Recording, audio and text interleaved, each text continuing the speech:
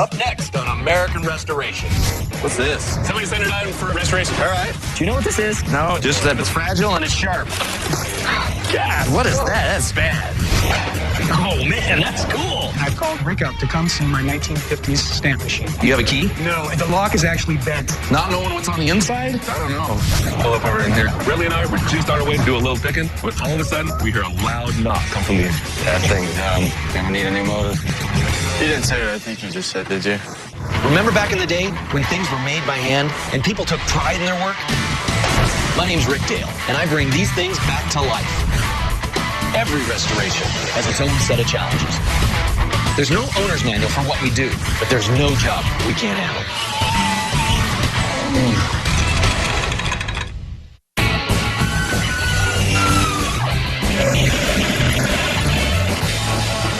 What's this?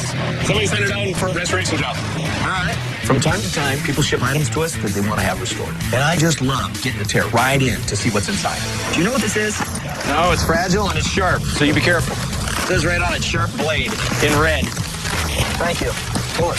God, that's cool. What is it? You know what it is? Slicing machine. It's called a Burkle. It's the first meat slicer that was manufactured in the United States. This is the slicer of all slicers. All the New York delis, all the famous delis, this is what they use. This thing was meant to slice bone and all. I mean, you just slice through whatever it wanted to go through. It was bad. I bet you it's not that sharp. Is it sharp? Yeah, it got me. That hurt. All right, so what you would do is you put the meat under here, push it down. This slides in and out.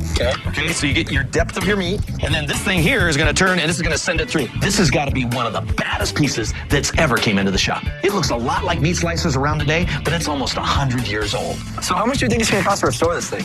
Well, I bet we have 10 hours tearing it down. Then once we get it apart, I mean, this is all nickeled here. There's nickel all over the side of it. This is nickel. I mean, there's a lot of time in this thing. And then put a nice paint job on it, and I bet you we will have 20 hours putting this thing back together. That's a lot of time. Oh, yeah. I mean, we're looking at probably 4,500. Whoever has to tear this down could possibly lose some fingers. Well, just be careful. I mean, get that blade off, and you'll be all right. Okay? Yeah. So let's get this thing apart, and don't lose any parts, all right? Some bodily parts. Might end up without a kid left.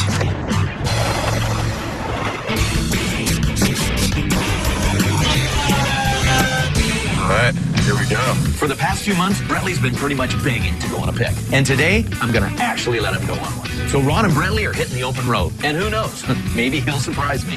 All right, Kyle. Think we can tear this thing down without taking a hand off? I think so. Or a finger? We're going to need like a torch or something. Unless you're going to heat him up with your good looks. We got some heat for this meat. Someone calling her chef? My dad is having me tear down this meat slicer. This thing is pretty gnarly, and I really don't want to lose my hand. So I'm having Kyle and Dave help me out. Oh, nasty. What? Oh, gnarly. Brush your hair with this. You know how much crap this grill is? Now it's in my hair.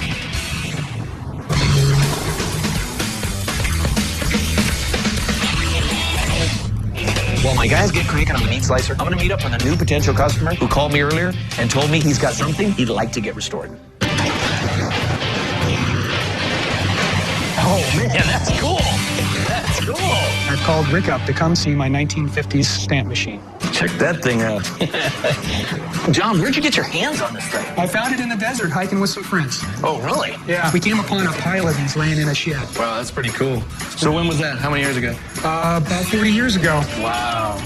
These things were the silent salesman. What you do is you go to the post office and you get your stamps. Well, they'd close, right? But they still had people needing stamps. So they put these in drugstores and all over the place. So you could come in and you could buy your stamps without having the post office, have it to give it to you. It's quite the piece of American memorabilia, really, Mm-hmm. This thing is so freaking cool. Stamp machines have been around since the early 1900s and were one of the first coin-operated vendors ever made. Not only were they a really convenient way for people to get the postage they needed, they were a great marketing tool. So what are you thinking about doing to it? Well, I'd like to see it be functional again. I'd like to be able to put coins in it and see these come out with a couple of stamps in it. Okay. So what you want to do is you want to get a totally restored original. Yes. Basically. Get it as close as you can. Oh, I'll hit it right on the head. When I get it open, I'll be able to tell what it held. I'll do a little research to see how many stamps it held. The lock. You have a key? No, the lock is actually bent. If it's messed up, I don't know. In the post office, they use a certain kind of lock, so I'm really going to need to get inside of it and be able to tell. And how much do you think that'll cost? Not knowing what's on the inside, and the body work, and then rekey your lock. With all that, I'm probably going to be between $900 and $1,200. Because I really want it looking just like it was. So how's that sound to you? Well, I'm looking forward to fulfill this childhood dream. Awesome. Thanks. Rick gave me an estimate of $900 to $1,200. I'm really hoping he can keep it under budget. I can't wait for this to be done, set up, and a piece of working history.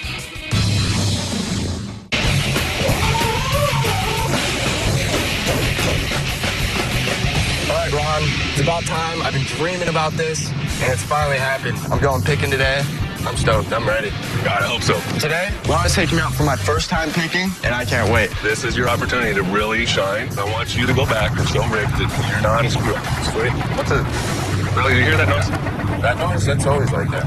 No, dude, that can't be right, man. Pull up over in here. We've been on the road for over an hour now, and all of a sudden, Brantley's truck starts making a loud knocking sound. Whatever it is, it doesn't sound pretty. All right, well, you go shut her off. Man, this sucks. Especially because it's a shop truck I always use. Why does this stuff always happen to me? Bone dry, dude. Bone freaking dry. Here's a golden rule. Engines have to have oil. The oil level in Bradley's truck is completely empty. That means this kid's been driving around for months without even checking it. At this point, we have no other option but to get this thing towed to a nearby auto shop and have somebody take a better look at it. Here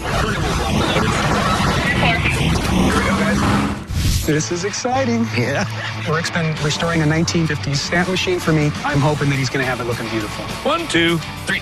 Yes. 2 or 3 days, and we're gonna have you back on the road. Hey, Rick. My truck broke down the way out here. All right. Hey.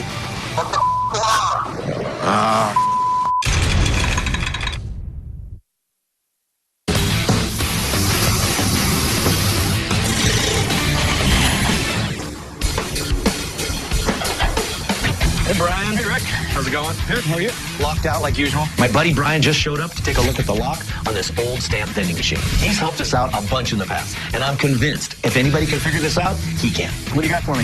It's an old stamp machine, Okay. and it had a lock mechanism on the front of it. When I look at the lock, it looks like something that's made by Eagle Lock Company way back when. The main way I can tell is I've been doing this since I was 10 years old, and they used a lock very similar to that in the mailboxes. You think you can key it, or? See the little flat springs in there?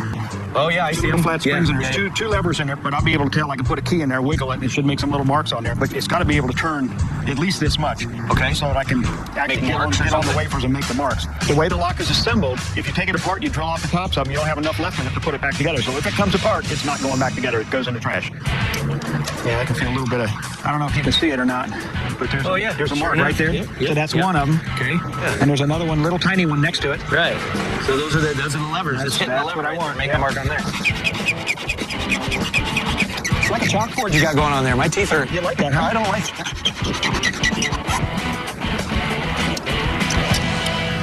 There you go. Check that out. Look at that. Here's a cake. I think I knew what I was doing. That's cool. Thank you very much. Hey. You saved my butt again. My pleasure. Now that Brian rekeyed this lock, it's time to get this thing flying through the line.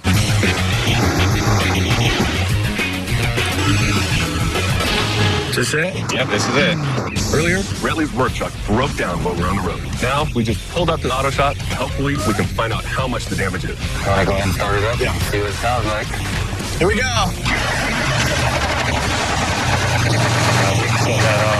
Hey! That thing's done. Gonna need a new motor. You didn't say what I think you just said, did you? It's done. It's completely... Nothing can be done to it? No, I don't try to put another motor in it. It takes 2 or 3 days, and we can have you back on the road. 2 or 3 days, I'm not going to be stuck in the middle of nowhere for that long, especially with Brett. It's time to do the nasty. Let's go call Rick.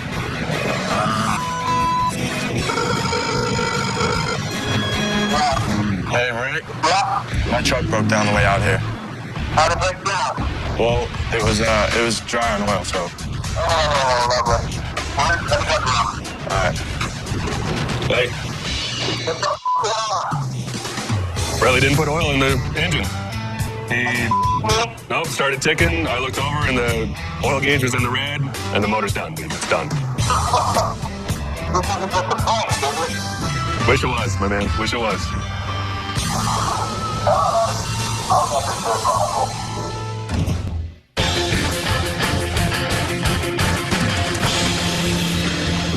earlier we got in a really cool meat slicer from the early 1900s. Hey, I'm looking for Dwayne. I'm Dwayne. Since it doesn't look like Ron and Bradley are getting back to town anytime soon, now I have to drop off a bunch of parts for this thing to get painted using a special procedure called powder coating. There's so many moving parts on this meat slicer that if we use regular paint, there's a chance it would wear off. This method should stand the test of time. We need to try to match this color. Okay. Okay, that's going to be on everything. Okay, I'll have my guys get on it right away. Okay, bud. I'm trusting you now. Yes, we'll have it ready for you. Thank you. Thanks. Take care. Powder coating is a better way of painting. You don't have the chemicals and the fumes as you would a liquid paint.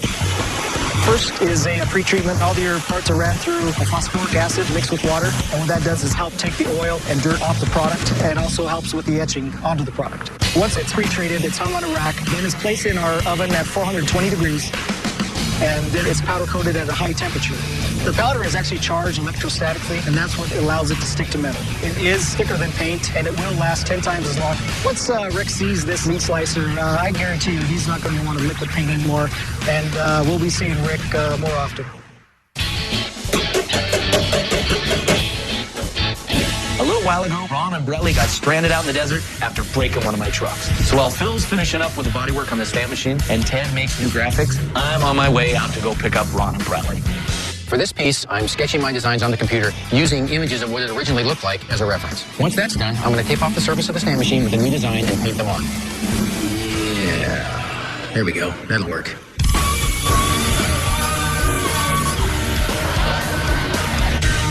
While we wait for the parts of the meat slicer to get back from the powder coating, Rick's happy making new sharpening stones with the original ones broken. The customer wants to use this thing for a long time, so we need to make sure that the blade can continue to be sharpened.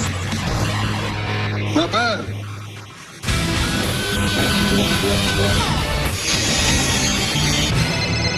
Hey, Ron, I'm on my way. I'll be there in like 30 seconds, all right? Don't worry about it, man. Everything's cool. Everything handled. Everything's cool. What do you mean cool? You don't have to worry about anything. All right, we got this handled. We took care of it. And we actually have a surprise for you. Yeah, just hang on. I'll be there in like 30 seconds, all right? Bye. What the hell are you guys doing with this? Did you buy this? Yeah. How'd you buy it? Well, I used some cash, which I had, but most of it went on the card. The car, dude, you can't do that. You cannot make such a big purchase without letting me know. Well, I honestly just thought that, Bradley's truck is down. That's not going to be any good for us whatsoever. First, my idiot brother and Bradley break my truck, which is going to cost me thousands of dollars. And now they go and buy this box truck on the company card? I swear, if he wasn't my blood, he'd be fired. What'd you pay? We put about 7 on the card. Dude, before you blow up, will you just please look at it? I've driven it. It's a champ, dude. It'll carry a ton. Just walk around it, take a look. It's clean for us to put your logo on. It's gas, not diesel. A lift gate. This thing is a monster, but with expanding the business, this actually might come in handy. I guess even a blind squirrel finds a nut every once in a while. I don't know. I mean, it's not really in the budget right now, but I don't know. I think we might be able to make something out of this. I mean, you can hold more load. It is a pretty sweet truck.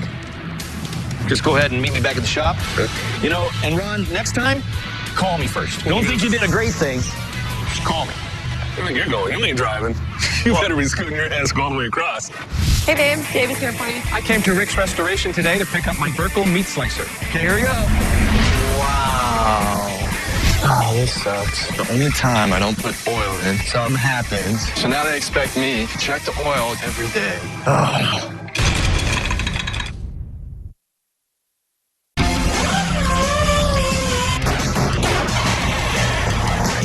We've been working on this really cool stamp machine, and now Kyle's putting it back together. And just in time, because the customer should be here any minute to pick it up. All right, I think we're good. Rick! Hey, John. How you been? I've come to Rick's Restoration today. Rick's been restoring a 1950s stamp machine for me. I'm hoping that he's going to have it looking beautiful. This is exciting. Yeah.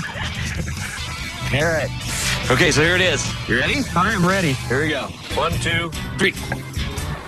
Yes. What do you think? I love it. Wow. We went and redid the whole paint job on the front. The face of it, we stripped it all off and then repainted it. And then we lettered it and then clear it over. So it's got that porcelain look like, it used to have. And everything is exactly like it was. That's the original lock in there. Great. And we made you a key. We had a guy come over and show us how to notch it all out. And fit the key in and how that works. And these are the correct stamps for this time period. Yeah, this is the correct stamp for this time period, exactly. And how we knew that was because of this 4 and this 3. What the deal is with the 3 is that you would have 3 3-cent stamps, which would equal 9 cents, but 1 cent actually went to the shop owner. Man, that thing is beautiful. It looks like it's new, ready to be put in a grocery store or something. You want to see it work? I want to see it work. All right. Wow. And there they are, 4 1-setters, right there. Just like the olden days. I couldn't be more pleased. Good. I'm glad you like it. And thank you for giving us the privilege to do it. I really, really appreciate it. It's Thank awesome. you. My childhood dream was fulfilled today. The thing is complete. I'm going to be able to hang it up and enjoy it forever.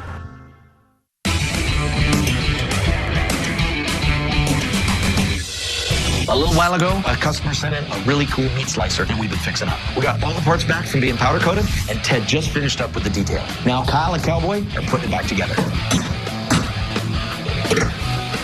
I'm ready for a sandwich. Hey, babe. Dave is here for you. Dave, this is Rick. Hi, Rick. Nice to meet you.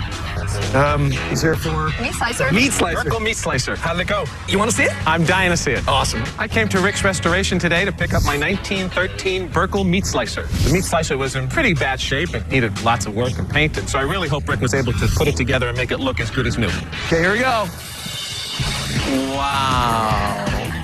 What do you think? Are you kidding? Oh my God. Look at that. When Rick first pulled off the black cover, it was amazing. I couldn't believe it because what it looked like before and what it looks like now. I mean, I imagine that's what it looked like brand new. What do you think? I think it's fantastic. Look at the color and the details here. Yeah. What we did was we tore it apart. We ended up fixing these stones from the sharpening wheels. Okay. Is this a new blade too? No, That's the original blade? That's the original blade. Wow. On the color end of it, I thought I was going back and forth with thinking, do I want to paint this? And have you call me, 6 months later and say paint's starting to come off.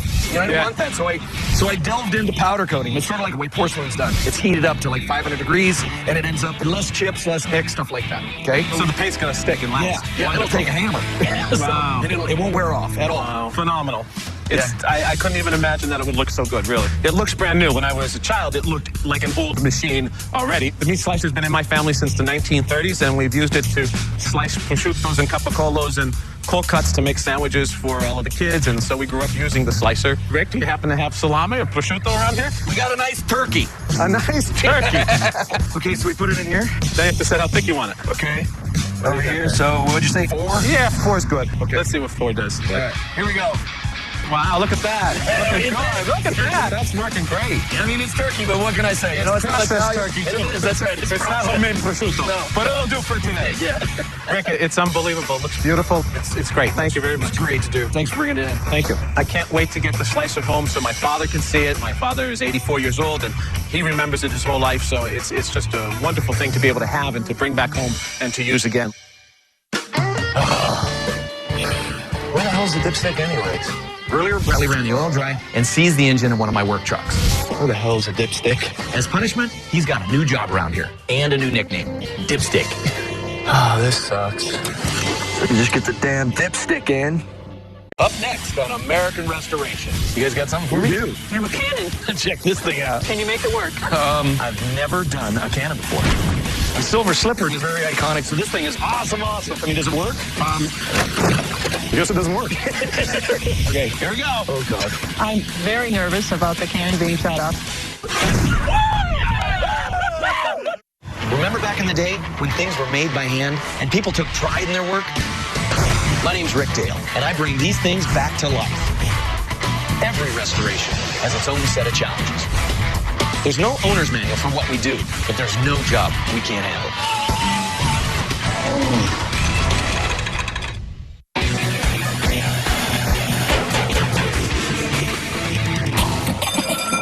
Today I have a guy coming in. He wants me to take a look at something he got from a casino that he might possibly want restored. Hey, how are you? Hi, Rick. I came down here to Rick's Restoration to have him take a look at the Silver Slipper slot machine I just purchased from a friend of mine. I paid $500 for the unit, so I'm hoping that it is worth restoring. Okay. Man, that's cool. Okay, well, the first thing about it is it's a Mills. It's a Mills slot machine. It's 10 center. And Mills was American made, and they started like in 1880. Oh, okay, I see. I mean, it's a pretty common machine, but what's really not common about it is the Silver Slipper. It was a hotel that was here starting about 1950, and all it was a casino. You know, back in the 50s, there was mainly nothing but gambling in these little casinos. Well, it ended up about 1988, the Silver Slipper was demolished. So this thing is very iconic. It's something that's gone by. It's gone. Everything nowadays has got computer chips in it and stuff like that. This thing here is fully mechanical. I mean, it's definitely a cool machine. Being in Las Vegas, we certainly see our fair share of slot machines. But anytime we come across one that has some historical significance, it makes it that much more special. So have you tried using this? I mean, does it work? I just loaded it up in the car and I came over here. If you got a dime. Yeah. I got one. I guess it doesn't work.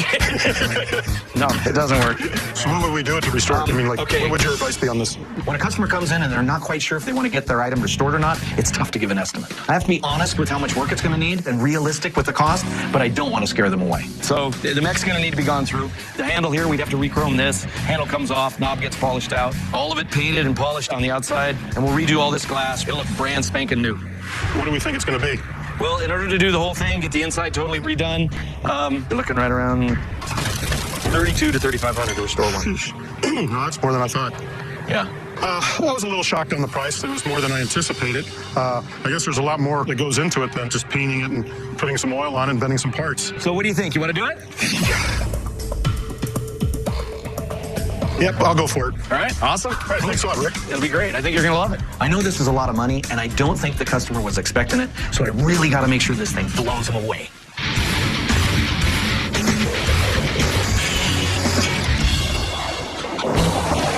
Good morning. Hey, good morning. We just got in this old slot machine. Now, Brittany and I are going to tear it apart. Where's the release button? Yeah, jackpot. That's how we do it. It's a Silver Slipper.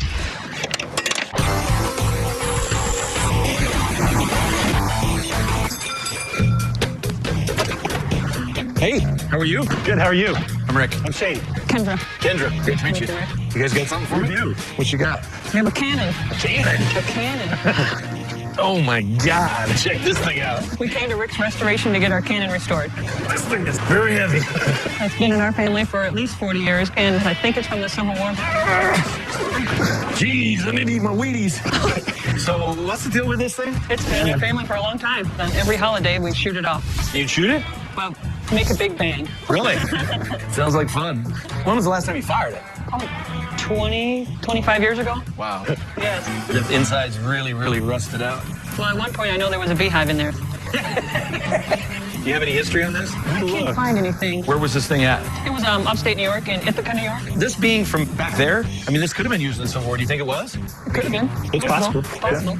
If this was Civil War, I mean, that's some huge amount of history. I've never even been next to a cannon, let alone asked to restore one. This thing is in rough shape, but it seems to have a really deep connection to these guys. How do you guys see this being done up? We want it functioning because we want it Let's scare our kids. to scare our kids.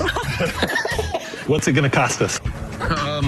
It's going to take some time. These wheels are way messed up. I mean, that is one rusted mess. I'm going to have to heat these things up to try to get them things unbusted out. The next biggest one is this wood. That stuff's rotted. I mean, wow. We're going to have to lay all this stuff out, figure out what's what, and we'll make this wood structure that holds the cannon. And once everything gets blasted, we'll prime it up, get them all painted black, get that painted black, and then I'll get somebody in to look at that and tell me if I'm going to kill myself if we pack it up and get it firing. The total deal is probably running between $1,800 and $2,500 to get the whole thing done. So I think it's worth it to keep it in the family. awesome. I can't wait to come back and hear that big bang again because it's going to remind me of my childhood. Thank you very much for bringing this thing in. Sure. Let's go in the office, take care of some paperwork, and then we'll get that put in line, get started. Okay. All right? I can't help but stop by an antique shop that I've been dying to check out. Man, you got a great place here. Yeah, we bring it in from all over the world. Ready for the Silver Slipper slot machine? Oh, unbelievable.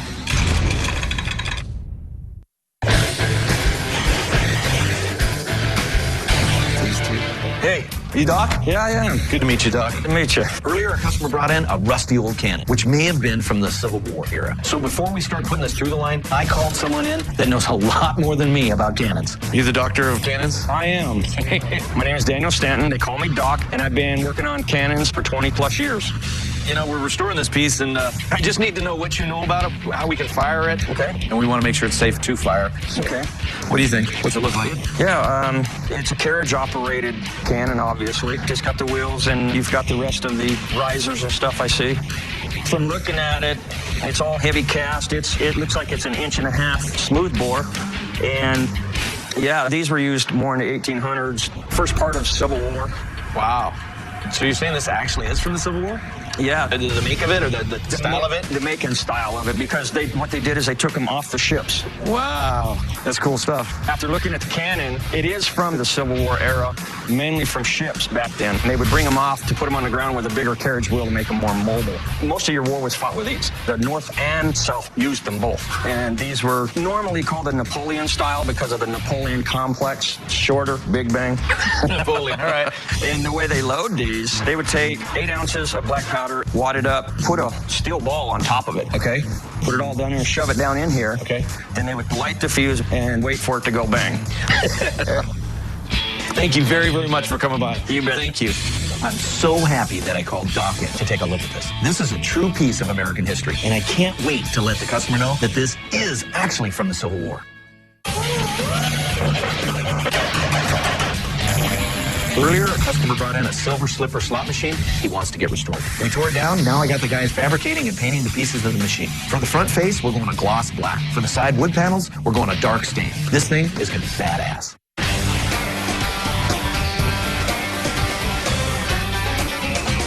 All right, so Bradley, what are we doing? Well, I tried taking this apart. Want to heat him? Yeah. My dad is having me help Bradley with this cannon. We already have this thing sandblasted, and now we have to get these wheels apart as soon as possible. This is definitely the coolest thing I've ever worked on at the shop. I cannot wait to see this thing fly. I don't want to be anywhere near that. Hey! You're so strong! All right, we got all those nuts off. Now we got to get the actual wheels off. You ready? Here we go. Whoa! Look at that! What the hell was that? I don't know, but it blew up on my finger. No, it like farted out. What was that? Yes, Tyler. Come on, baby. Woo! Got dirt in my eye. Sweet. The other day, we got a very cool slot machine in to restore. The mechanism in this thing is like a Swiss watch. And guess what? It's broken. So I got to bring this mech to a local slot expert. He is amazing at what he does and really the only man for the job. Hey, Mike. Rick, you made it. Yeah.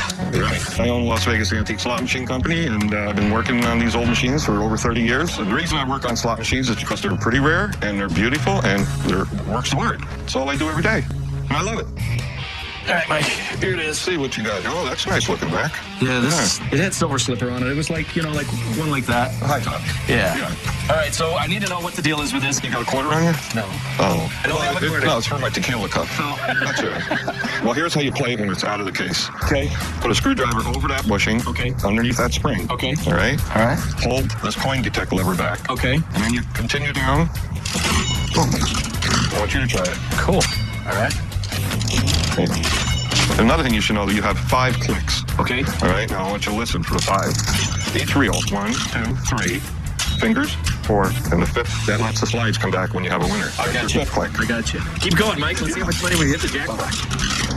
Plum, cherry, orange, and it paid us. It shouldn't have. So it's paying out, and it shouldn't be. Right, it shouldn't have paid. And the reason is there's the fingers are sticking, letting the slide come back every time. That's actually what the problem is on this one. All right, so it needs help. What we'll do, we'll tear the whole thing down and start over. In my business, it's imperative to know the right people. If we didn't have Mike to help with the mech, this thing would take us twice as long, and we would be over buddy. So as he works on fixing this mech, my guys are going to keep cranking on the rest of this beauty.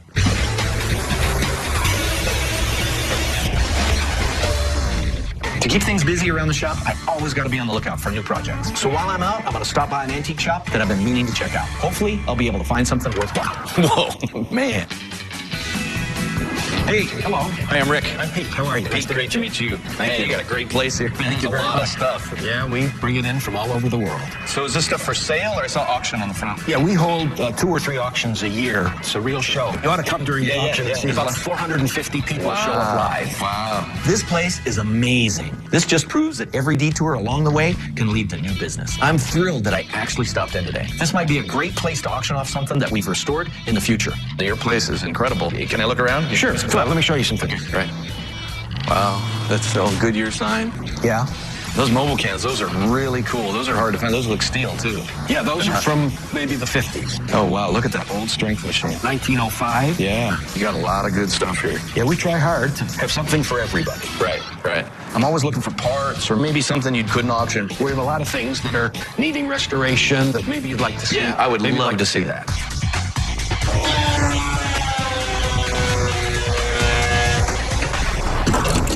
So what are we doing now? We're going to figure out where we have to lay out holes and stuff. That piece is done. Rick's got me and Robert building a new carriage for this can. But the old wood's in really bad shape, so we really don't have much to go on. Ring the bell. It's lunchtime. Let's get out of here. I like ring your bell. Yeah, right.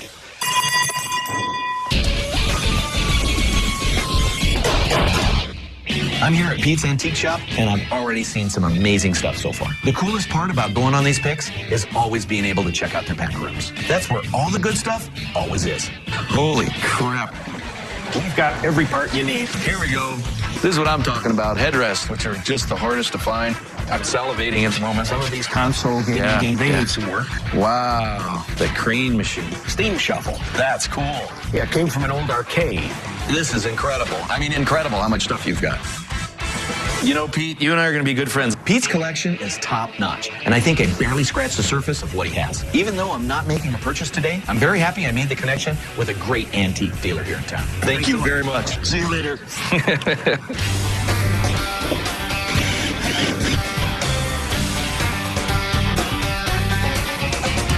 We've been working on this machine from the Silver Slipper Casino for a while now. Our slot expert just brought back the mechanism, and just in time, because our customer should be here any moment to pick it up. Cool.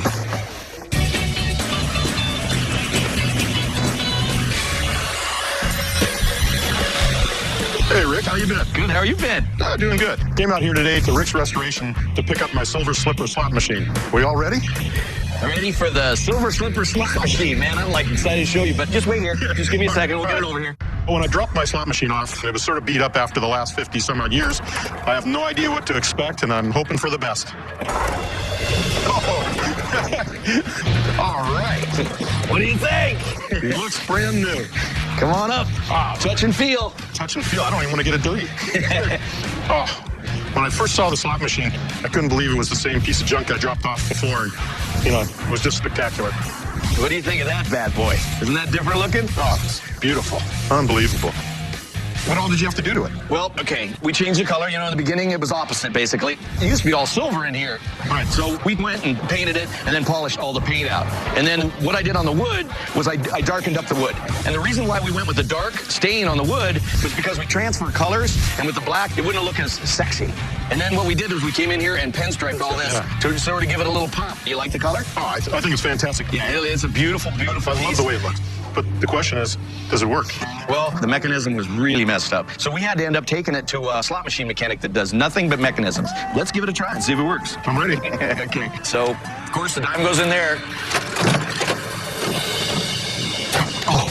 Woo! Almost won a jackpot right off the bat. Let's try your luck.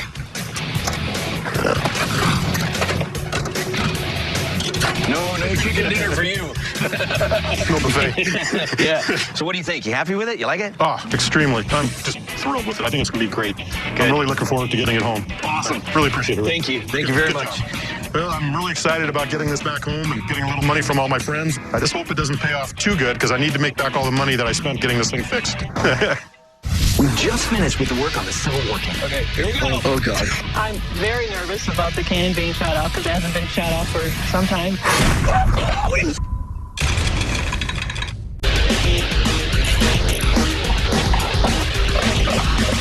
Go freaking awesome, Tyler. You know I do Are it. you doing anything at all? We've been restoring a Civil War cannon for a while. After we put it together, Doc, our cannon expert, checked it out to make sure it was safe to fire. Now that we got the green light, it's time to see what this bad boy can do.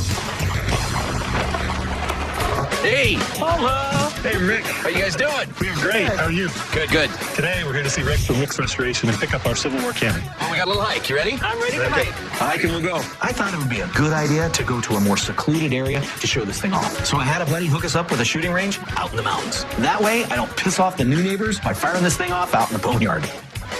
All right, you guys ready? Yes. All right, here we go. 1, 2, bang! Oh, man. Wow, what do you think? Awesome. That is just incredible. Is that cool? That's awesome. It was pieces last time we saw it. When Rick first unveiled the cannon, it just looked awesome. I've never seen it look so good. You did a great job. What do you think? Excellent. Looks good? I love it. Doesn't look like the same cannon. No, it does not. That's just incredible.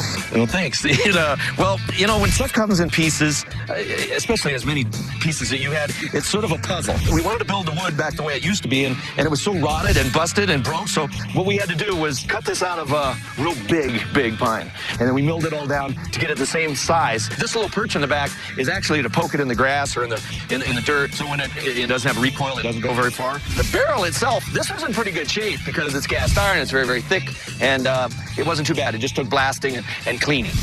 The wheels, though, the wheels and the axles were a mess. We tried to get them off. They started to come off. They broke. It was so rusted inside there that they'd welded themselves together. So we had to literally take and drill out each one of the holes to get the thing to split apart. And then we got some new bolts on there, so we did the same sort of square style that they had on there. That's great. Were you able to figure out whether it was like Civil War or what era it was from? Yeah, we found out. It actually came from the Civil War. Wow. That is so cool. That's cool. Well, I've never seen it look so good. Bring back childhood memories, but can you make it work? Well, I mean, that's why we're all here. Okay. We're gonna see if it works. Okay, here we go. Oh, God. I'm very nervous about the cannon being shot off because it hasn't been shot off for some time. Wow. I think we'd have lost the war by now. I think it... Holy God dang! That was awesome!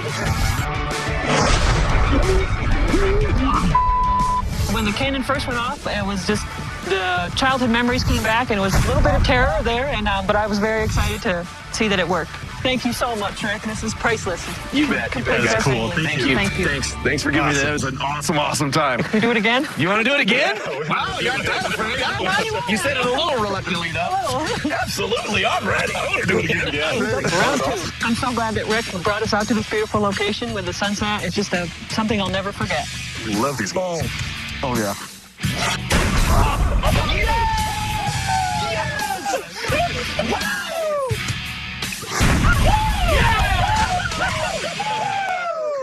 Up next on American Restoration. Wow, that thing is bad. Yeah, it's a World War II dog tag machine. This thing would pump out 1,000 tags a day. Wow. Where'd you find this? This has been in our family since 1964. We would like to surprise my brother with it all done so his grandson could ride it. I'm seeing a bushload of dents. Well, yeah. Bradley, what are you doing? I'm just looking for a dog. Well, this one will play fetch with you. Go get it. Go get it. Oh, this is harder than I thought. Remember back in the day when things were made by hand and people took pride in their work? My name's Rick Dale, and I bring these things back to life.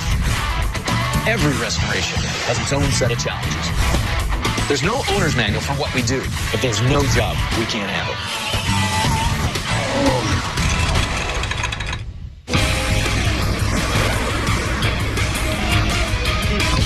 I think this is it right here. Okay. Earlier we got a call asking us to come look at a family heirloom that somebody wants to get restored. The most satisfying part of my job is restoring memories. So I can't wait to see what this is. Hey, Hi. I'm Rick with Rick's I'm Restorations. so glad you're here. Come on in. You got something for us to see? I do. I hope you like gold toys. Oh, yeah. I called Rick today to come over here and take a look at my brother's late 40s riding horse to see if it could be restored. It's kind of beat up. That's awesome. These are cool.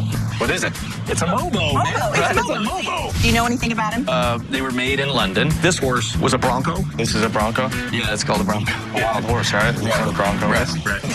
Looks pretty wild. And he was rode pretty wild. Yeah. Where'd you find this? One day, my mother was taking some garbage out to the city dump and rescued him. So she's the original picker because he was at the dump and she brought him home to my little brother. Wow. Did he look like this when you got it? No, he looked better. He looks like somebody took a hammer to it. Well, yeah. I'm seeing a horse load of dents. This is a really nice post-war riding toy that was made out of tin. It's not in the best condition, but considering it was rescued from a junkyard and given to a 4-year-old over 40 years ago, I mean, we're lucky it's even in one piece. What do you want me to do to this? We'd like for it to be able to be ridden again. My brother now has a grandson that's almost 3. Okay. So we would like to surprise my brother with it all done so his grandson could ride it. Okay, so you want it totally original, like it came for Christmas, okay? Right. There's a spring missing that moves him back and forth. Okay. Right, so that spring's gone, so that's why he's a little loose right now, you know? The biggest challenge I'm gonna have is the dents. So we'll tear it apart. He'll probably have 2 to 3 hours sandblast and get that done. I bet you I have 16 hours of body work on this. Okay. And then we'll paint it and pinstripe it, probably 6 hours in that. All that together, you're looking right around $3,200. Wow, $3,200 is a lot of money. Yeah, I mean, you figure 16 hours of body work. He's going into a total operation. Well, okay, we got a deal. All right, awesome. When Rick said $3,200, it kind of took my breath away, but you can't put a price on a family heirloom, and so my brother's going to be really excited to see him. Brand new, like coming off the showroom floor. Really, what's the horse doing in the front seat? Well, we can't let him ride in the back. How about if I just put you in the back?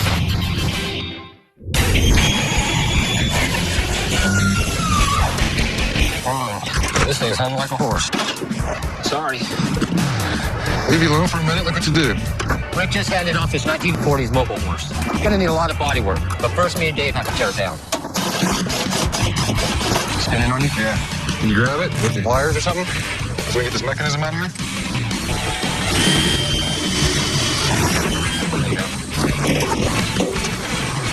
That's it, huh? Good eye, Dave.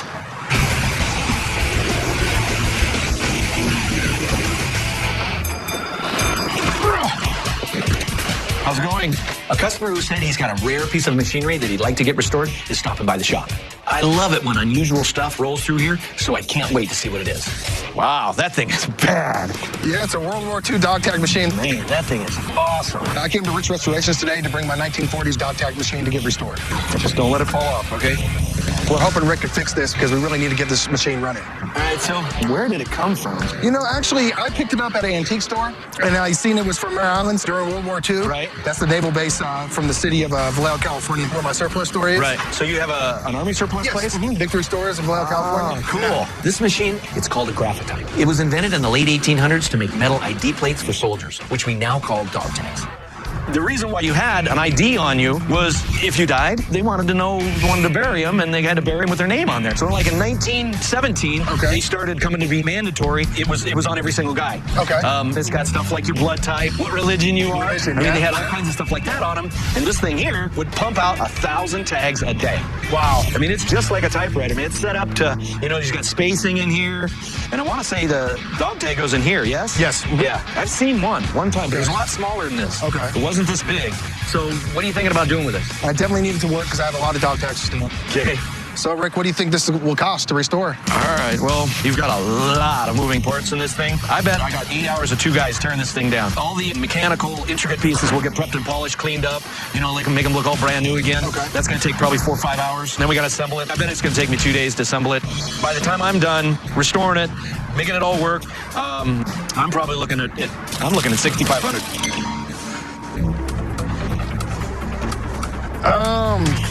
What do you think? 6,500? Yeah, you good for you? Yeah. Good. Awesome. So I'll get my guys to take this over and put it in line. Okay. Let's go in the office, take care of some paperwork. Sounds good. $6,500, that is a lot of money, but I'm hoping Rick will get it fixed where we can make plenty of money off that machine.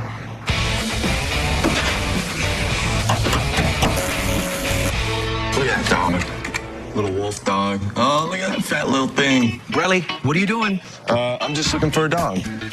Why? I figure, could learn some responsibility and, why not? Make yourself a better person? Yeah, but they're $1,000 of responsibility. Really, they're probably pedigrees. I really think your best bet, you should just go down to the pound, spend a few bucks, get their shots, find a friend. It's cheaper? It's way cheaper. Okay. All right? Get out of my chair. All right. All right? All right.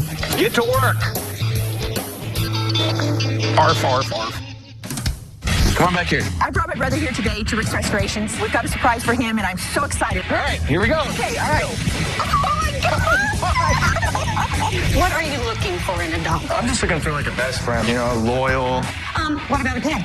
Look at that guy. They are so cool. They're actually, you can house train them. It's huge. It's like 3 dogs in one.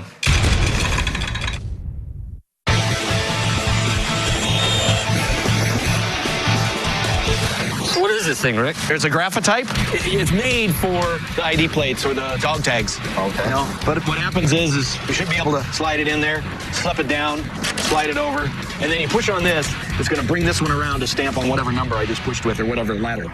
We are restoring a World War II dog tag machine, and this thing has more springs, levers, and gears than a race car. It's not just an aesthetic restoration. The customer wants to make some money off the tags it pumps out, so it's got to work. There's a couple things missing. It's got a lubing system in it with baths in it that actually lubes everything. So I think it'd have some kind of a grease pan on there. Otherwise, the grease would have went everywhere.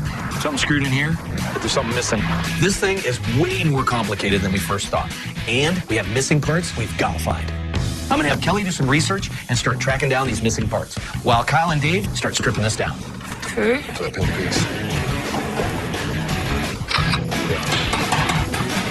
Cool. Now we're getting somewhere. Right. Welcome to reality. Wow. Fonzie, come here. Take a look at this. What do you think? This type writing mechanism is insanely complicated, so I'm bringing in as a backup. We've got this new guy, Fonzie. He's a master mechanic, and it's going to take both our mechanical know-how to get this thing humming again. Is it going to be fun? A lot of fun in this one. You just volunteered.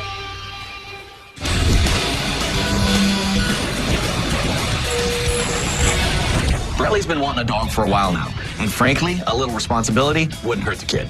So I'm glad he's on his way to the pound to hopefully find one.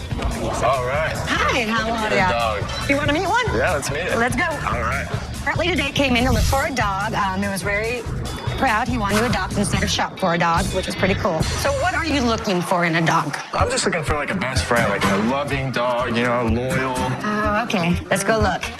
I know you came here for a dog, but what about a pig? I don't think I can get a pig. Look how big he is. That's like 3 dogs.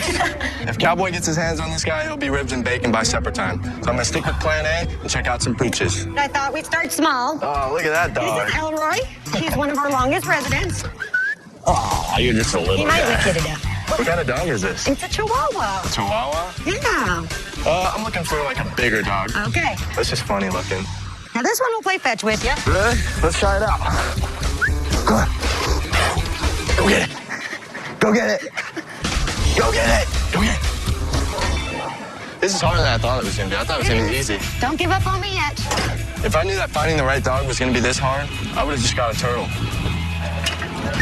Okay, it took me a little while, but I found Nana. Nana? Nana. Hi, Nana. Oh. There it is. Oh. Woo! What's up? This might be the perfect dog for you. You think so? I think so. She likes me, huh? Go get it. All right. Are you ready to commit to this girl? Yeah, I mean, I think I can handle it. Okay. I really think she's good, so. Nana, you ready to go home? The graphite keyboard mechanism has oil and grease caked all over it. So Fonzie's using a cleaning solution to scrape off the sludge, while Bud glass beads the hardware. Meanwhile, Dave and I got to start cutting up this mobile horse so Phil can bang out all the dents. All right. Did you get him torn apart? Yeah. No, he's going to have to come in half. Once we split the legs in half, it'll be much easier pounding out the rough spots from the inside. It's not tacked all the way around, so we'll just hit these tacks. They'll peel right apart. It'll be painless. For us. What do you like some sentimental value to the little horse? No, not at all. Here, if you feel real bad, here you can just cover his eyes. Give him a little anesthesia. He won't feel anything, believe me. There you go. They won't start. Don't matter. Well, there's no blood flying all over me. If you get hit with blood right now, you got a problem.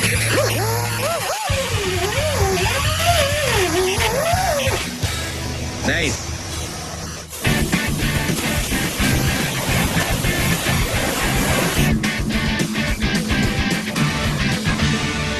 We've been working on a military graphite machine that was missing some key parts. Kelly made some calls, and the cheapest option was actually to buy another graphite machine so we could salvage the parts we needed. We just had it delivered, and Kyle and Tyler are going to start stripping it down for parts. Whatever's left, we're going to take directly to the boneyard and use it for future projects. I know we needed this because that's what holds the paper on. So when you're typing away, you can read what you have to type. I know we need this too. This is good stuff. This is what we needed too. It's got it all. It looks like Kelly nailed it. This graphite has all the parts we needed. So Kyle and I are going to take them off, get them prepped and painted so they match the other machine. All right, well, got everything we need.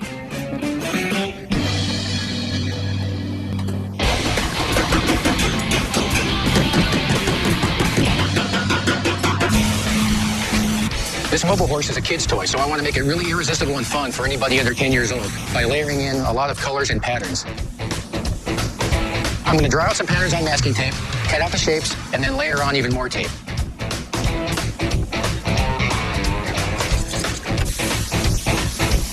As you alternate between the different colors of paint and peel the masking tape away, you can get some really complex designs that look amazing. When this horse is done, it's going to look like it rode straight out of a storybook.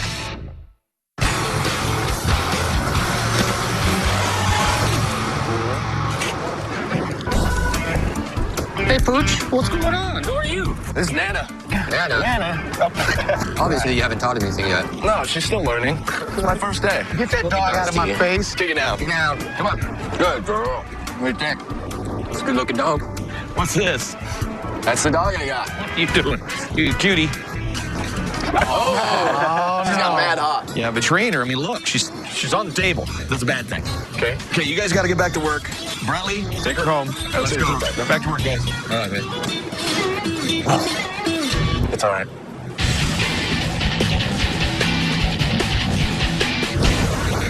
Well, the paint job worked. Looks cool, huh? My team did a hell of a job bringing this horse back to life. My only regret is that I'm too darn big to ride it myself. Put your hand over here so I can... If it hurt my hand, I ain't worried about your hand. Bam.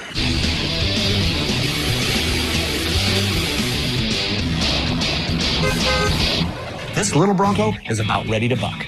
The client was having it restored for her brother, and she's bringing him to the shop to see it. But he has no idea we've restored his favorite childhood toy. So this is going to be a huge surprise for him. Hey, Dorothy. Hey, Rick, how are you? Good. What's going on? Hey, not much. I just brought someone here with me. This is my brother David. How you doing? Good to meet you. There's supposed to be some kind of surprise. She's surprising me. I don't know what she surprised me with. I'll show you. All right. Come on back here. I brought my brother here today to Rick's Restorations, and I'm so excited. I can't wait for him to see why he's here. Oh, my God. I can't believe that. I cannot believe that. Oh, my gosh. Oh, my gosh. Unbelievable. Big guy, you okay? Yeah. You sure? Yeah. Oh, my God. Doesn't look like the mobile I used to remember. Couldn't believe my eyes. I don't know. He glistened. Last time I seen it, the pedals were broke off. There wasn't much paint on it.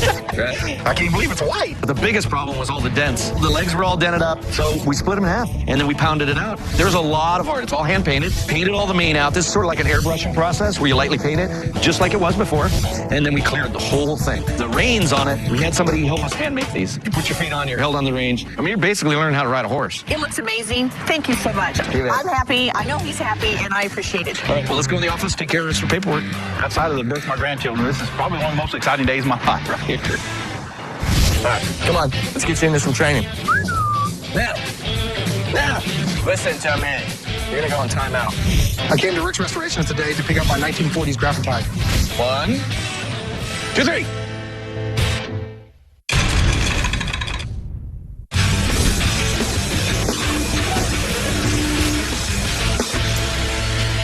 We've been doing a very complicated restoration on a World War II era dog tag machine.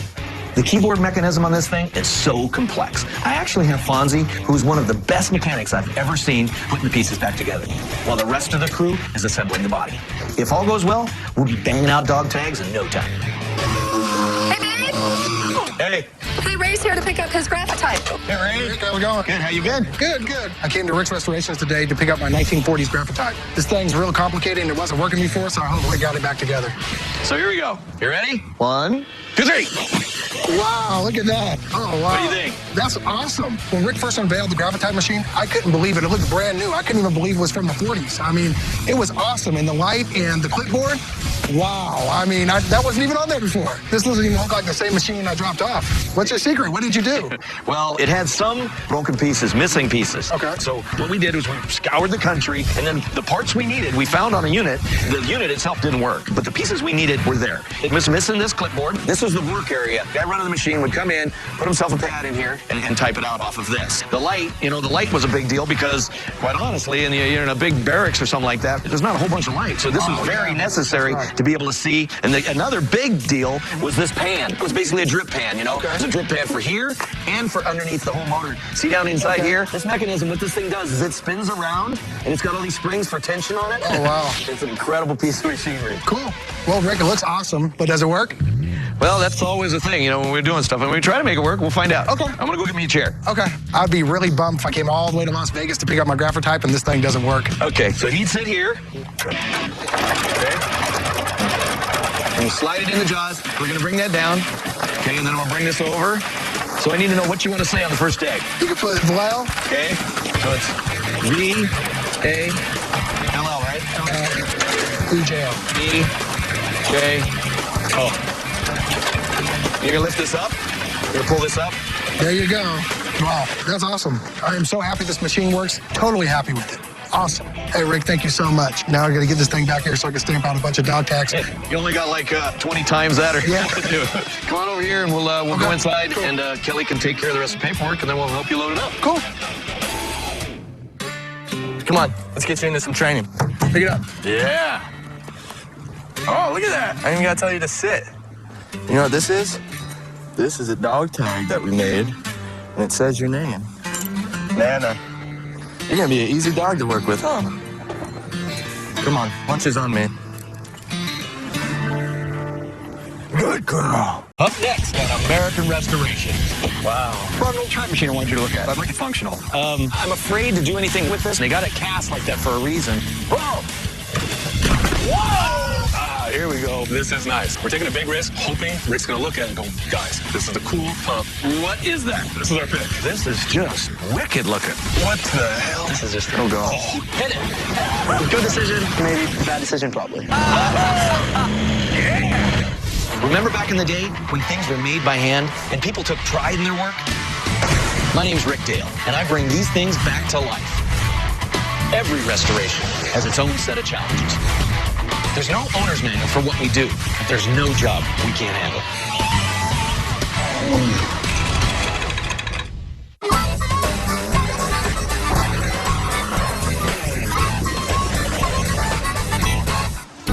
I've actually driven by a couple of times, and it looks like he's got some stuff. Ron is always on the lookout for places to go picking. He told me about this place in California, so I sent him and Tyler to check it out. I mean, this place is a long ways away, so it better be worth the while. There's this place, it's called Kramer Junction Antiques. They've got an antique store inside, not really what we do, but out back, it looks like they got a huge building with just the kind of stuff that we're interested in. Hey, how you guys doing? Good, how are you? Real good. Me and my brother, we fix things up, and sometimes we sell stuff, sometimes we don't. It all depends on how much we get attached to it. We like to do 40s, 50s, 60s kind of stuff. Yeah. You got anything here for sale? Yeah, we got some stuff that we're probably not going to get around to doing. Oh, you do some of the stuff yourself? Yeah, we restore. Me and my brother. Oh, so, cool. It's like you and my dad. So I'll show you some of the stuff. Yeah. I'm excited. Oh my God. Holy crap. This place is amazing. I mean, there's airplanes hanging from the ceiling, there's Coke machines, there's gas pumps everywhere. This is what me and Ron live for, is going into a place like this and just being so stunned by how amazing everything is. Look at this pinball machine. Old one. That's bad. This is very, very cool. I've seen 50s, and they usually have at least 2 players on them. With this just being 1 player, I think it's probably the early 50s, late 40s. But that's why it kind of caught my eye. You know, I don't know much about it. I bought it in an auction over in Yuma. It does work. The little contacts will get sticky every once in a while. Yeah. And if it's played all the time, it'll play. Yeah, I have to constantly play them. Yeah. Is this something that I could buy from you? Yeah, I'd like $750 for it. That sounds a little bit high for what we normally would pay, but dude, I want to look more. Yeah, let me show you some more down here. All right. I'm excited. I always like to get a read on who I'm dealing with early in my picks. I need to know if they're going to be asking for sky-high prices or more reasonable ones. This pinball's a bit too high, but I think this guy could play ball and other stuff.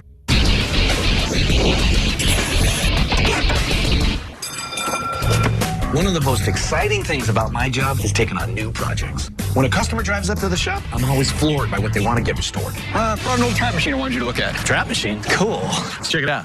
Today I came to Rick's Restoration to have my 1943 White Flyer trap machine restored. Wow. It's old and dirty. A trap machine is used to launch clay targets, competitive trap shooting. This machine came out of an old trap club in California. They were getting ready to toss it out, so I grabbed it. This thing is cool. So where'd you get it? What's up with it? Well, it's an old Western White Flyer machine, and I work for White Flyer. And this was the first model when it got real competitive. This was for the large shooting events. So are you a target shooter? I am a competitive shooter. I like to shoot trap, skeet. That's cool stuff. I know a little bit about clay target shooting now, but this was long before my time. Do you know much about it? Well, the deal with trapping is at the very beginning in England, this was a big sport for them. And they actually used live pigeons in the beginning. So the reason why you called it trapping was... well, you'd have to trap a bird, I guess. You put the birds in a box. That's a trap. Wow. And they would shoot real live birds. Well, boom, boom, boom. We wouldn't get away with that today. We wouldn't get away with it. And the other thing is they didn't have any more birds. Passenger pigeons were the birds of choice, but they were almost extinct by the late 1800s. So the clay pigeon became the standard target for trap shooting. All right, Bill, so how are you seeing this thing done? Well, I want to get it restored. I would like it original. I'd like to find the original color, but I'd like it functional. The end is busted off, and I'd like to get that fixed. I want to take the completed trap machine and set it up in our building back at the Grand American, which is the largest ATA shoot in the world. Oh, cool. So sort of a museum piece after you do That's kind of what I'm thinking. Demoing with it. All right, well, we're going to have to take this all the way off. It's all aluminum, so it cleans up really, really nice. We'll take every single nut and bolt off, every single piece. Dismantle it totally, and then we'll cadplate these ends so it looks original, all nice. We'll figure out this bottom turret. Figuring out and tearing it apart is probably about 6 hours. So we've got 2 to 3 hours of powder coating it. I think I can match the screen exactly, so we'll do that. Well, that sounds like a lot of work. What's it going to cost? By the time we're done with all that, I'm looking right around, let's see, I'm saying 2,200. Well, I'll get it done if you'll come out and shoot with me. Well, quite honestly, I'd love to. I'd love to. All right, I think we should do it. Awesome, awesome, awesome. I was a little taken back, but after thinking about it for a second, it's going to be really pretty. It's going to do a lot more than I had expected, and it's going to be something I can really value for a while. I don't feel no attention. I don't feel any attention either. That's for you, Dave. You're going to have to fix that. Nice. We just got this contraption that Rick calls a trap shooter. I've never seen one before, but it has a ton of moving parts and it's really rusty. So I'm having Dave help me tear it down. I did this for the summer, working with little trap shoots. The only thing I can remember off these things is my fingers hurting. Tried shooting once, I couldn't hit the broadside of a barn. Watch your hands. Oh! Sit on that. I think my job here is done.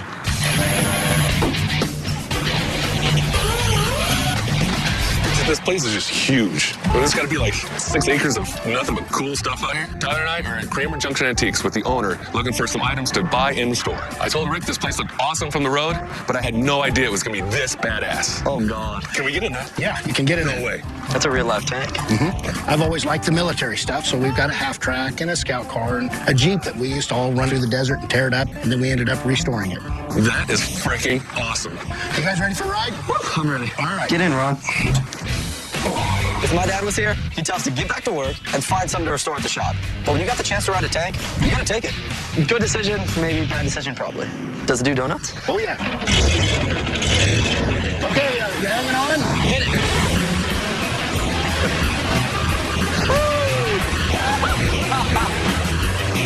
When I asked him if it did donuts, I wasn't really serious, but I think he thought I was. This guy, he doesn't care. He's going about 30 straight to the wall, and then he just turns it as hard as he can, and we fly out. I'm not even in the thing. I'm just sitting on top of it. That was awesome. That's kind of fun, isn't it? The dude is cool to the bone. When you're out in the desert, you got to do something to entertain yourself. Definitely. Yep. This is what makes picking fun. Here we go. Yeah, here's your gas pumps. Very nice. This one here would be interested in selling. Okay, this is nice. Yep. It's still got the numbers, which is very, very key. Missing some handles and stuff like that, not too bad. Not a big deal for restorers. How much? We'd like you 15 for it. Is it 15 on that? Yep. What, the other one at the end? I've never seen one of these. You know who manufactured it, do you know? I can't really tell. You got good eyes. Can you tell who does that? Yeah, It's an aerial pump. I believe that pump was probably found on the high desert someplace. I don't know where it was at, but I think it's an interesting pump. We wanted $450 for it. This here is in our price range. Okay. It's still a little high since I don't know exactly what it is. I would be in the $350 range for it. Well, I'll come down 50, so I'll go 400. All right, 400? 400. It's a deal. Okay, let's do it.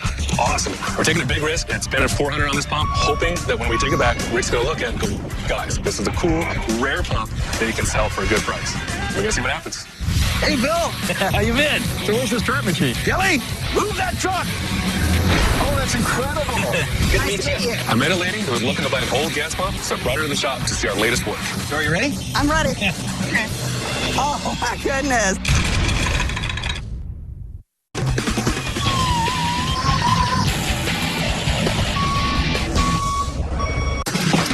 God, I hope we didn't screw up. I'm nervous. Tyler and I were out picking through items to bring back to the shop, and we took a chance and purchased an antique hand crank pump that we've never seen before.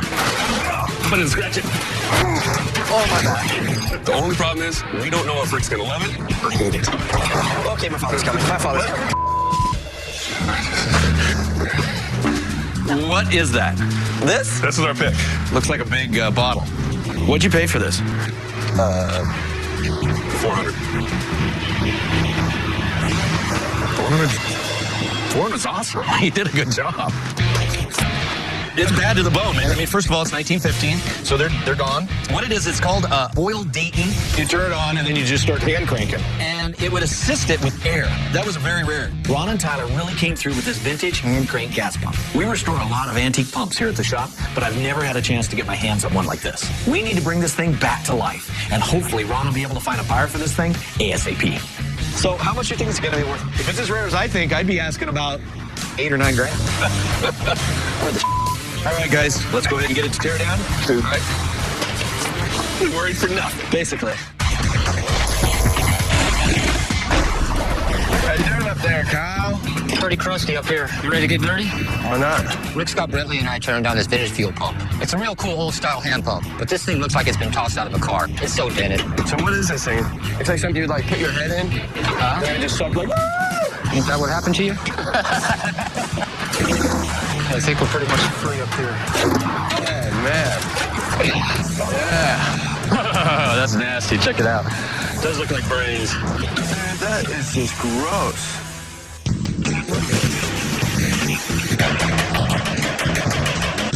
I've got the guys working on the hand crank gas pump. Because this thing doesn't have a buyer yet, we got to get it through the line as fast as possible so that we can actually make some money. So first, Brentley is sandblasting all the rust and the old paint. That's what I'm talking about. Phil is smoothing out all the body dents on this thing, and believe me, it has a lot of them.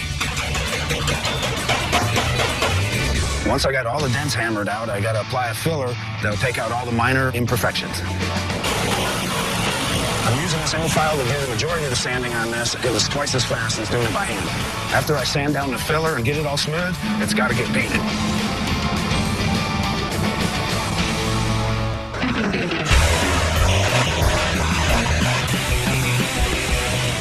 Earlier, a customer brought in a trap shooter. Now the guys are powder coating the parts.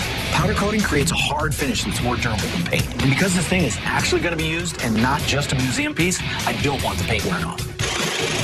When this thing came in, the tip was broken off the end of the arm. So I have Dave trying to fix that right now. Not bad, huh?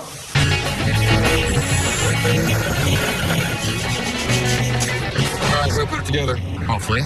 Hopefully. Rick has Dave and I putting this vintage pump back together. Working here as long as I have, I've done a lot of pumps. But the cool thing about this pump is its internal plumbing. It's pretty complicated and it has to be just right. Sure to make this stuff easy. Take apart. We'll put it back together, huh? Okay, got it. Got it? Sweet. That's it. Thanks, Dave.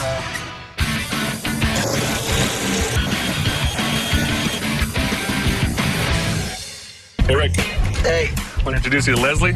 She's the one that's interested in pumps. Good to meet you. Good to meet you. Ron was able to track down a potential buyer for the pump that he and Tyler found on the pick. We put a huge amount of work into this one, so hopefully I'll be able to flip it today. What are you going to do with the gas pump? Well, we have an old style service station at the distillery where I work, so I'm looking for some items to put on display there. Cool. Come on over here. Okay, great. Ron tells me his brother does a great job at this sort of thing, so I'm here to see what they do. So are you ready? I'm ready. Let's see it. I think I got just what you're looking for. Here we go. Oh my goodness, that is fantastic. I love it. Cool, huh? Oh, this is so cool. When you first opened that gate and I saw the pump, I was floored. The shape, the color scheme, everything was exactly what I had been hoping for and just didn't expect, but there it was, all in one package, and it was great. What is it exactly? Well, it's called a Boyle Dayton, and it was manufactured in 1915. They didn't make very many of them because Boyle Dayton went out of business in 1928. The other thing about this pump is this is an aero pump. You would crank it, and it would assist it with air. There's only maybe one pump that did that. Fantastic. I want to sell you this, but I want you to get the full gist of what the work is in this. I mean, if you really saw this in the beginning, you wouldn't think it could be done. Everything was just ruined, rotted, rusted. This pole right here was bent all the way over. There's a ton of pounding to get that all smooth again. Oh, this is incredible. So if I wanted to pump gas out of it, can I do that? Yeah, actually the insides have totally been restored too, so it works. We polished all these out because it's got a lot of brass and chrome in there.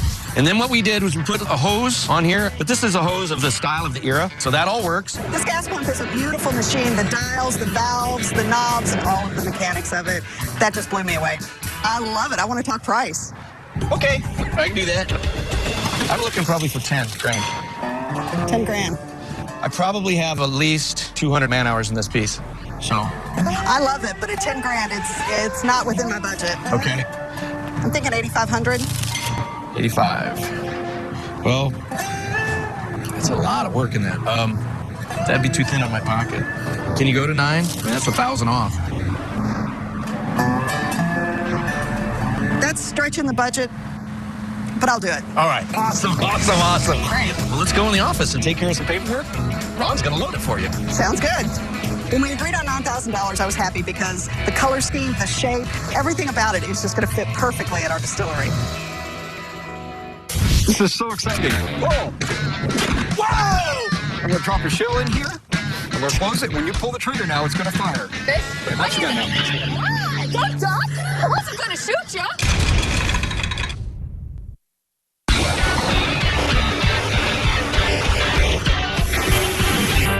All right, man, you ready to get this thing together? Hell yeah. All right. Earlier, a customer brought in a trap shooter to be restored. This thing was pretty complicated and had a couple of broken pieces that we had to fab. But now that the majority of the heavy lifting's been done, I really hope Kyle and Dave can get this thing put back together. That should be it, huh? Yep. You know what, Dave? No matter what Cowboy says, you ain't that bad. I've never shot skeet in my life. That means we're betting because I am going to kick your ass at this. There's no way you're going to kick my ass. I'm good at everything. We're meeting the customer at a shooting range so we can not only show off the trap shooter, but also, hopefully, give this guy some awesome target practice. Hey, babe, I got all the directions ready for you. Here you go. Have fun. Hey, babe. What? Why don't you go with me? Are you serious? Yeah. You want to come? Cool. Yeah. Ron, you're going to have to stay. Sorry. There is some work to be done in the shop. I know there is. I don't do work at the shop. You know, the thing is that I do need somebody at the shop today. I get it. That sucks. Let's go. Let's go. I'm so excited about going on this little trip with Rick. I never get to go anywhere, so this is just awesome. So, you ever shot a gun? Yeah. Didn't you know? No, I didn't know.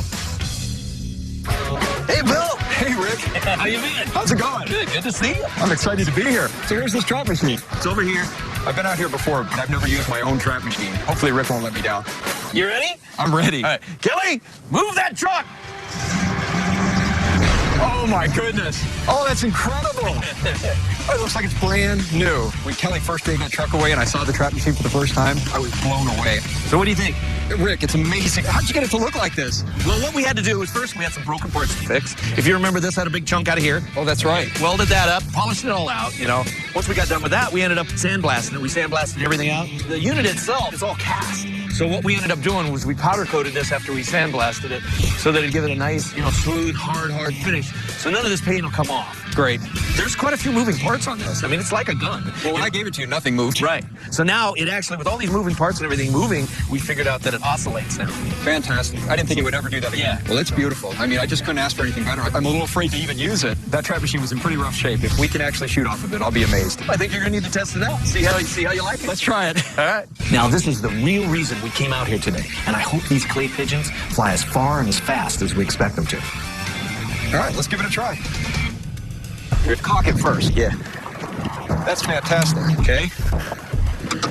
I get the first shot. This is so exciting. Am I safe here? Oh, yeah, you're safe right there. You guys all set? Yeah. Pull.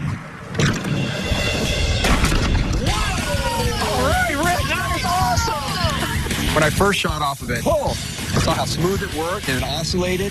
I mean, it was just awesome. And it was like when I was a little kid. Whoa! Nice shot! That was cool. Oh my God. That was cool. It is amazing. That was cool. It's fantastic. Well, Rick, it looks great. It works great. You got to try it. Seeing Bill thrilled about how the trap shooter turned out really means a lot. This is why I restore. Bringing back an old, out-of-commissioned object and giving it another shot.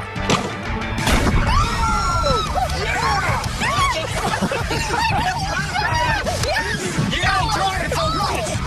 All right. Cool. Yeah. Good job, Kelly. You know, I felt like such a badass blowing off one of those 12-gauge guns. I think I'm going to come out here on the weekends and start shooting. I might even join the league. Oh, yeah! I can do this all night long.